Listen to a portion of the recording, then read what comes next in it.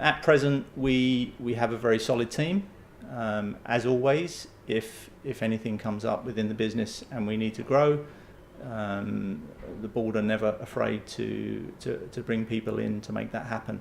If we are working, our parent company in the UK is currently preferred bidder for the wastewater treatment plant, as I understand it. So I would hope that that's a potential area where we may be able to grow in the future. And again, that would come with an increased number of personnel. And are there any challenges or uncertainties that Brexit might present when it comes to water provision and regulation in Gibraltar? From a regulatory aspect, I don't think it'll be an issue because we've always followed the UK quite stringently. We all have the EU directives in place. We comply with all EU directives from water quality perspective, so that I don't think is an issue.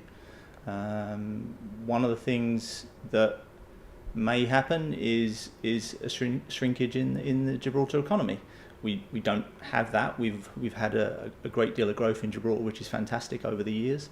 If that shrank, then obviously we would have less water consumed. But I mean, you know, these are not issues that will directly affect us. We will supply water and we'll continue to supply water.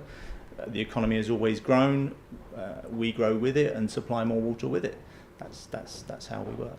Now, we get our water from desalination, but what does that mean logistically and for our water quality as compared to other places? Desalination means that we take water back to its barest form, and then we're able to remineralize it to the standard that's required. What that means from a quality perspective is our water is always of the perfect quality from that kind of perspective. So from the business perspective, desalination is a good option because it allows us to hold fast the quality of water going forward. As far as production is concerned, obviously there is largely an infinite supply of seawater, which is brilliant.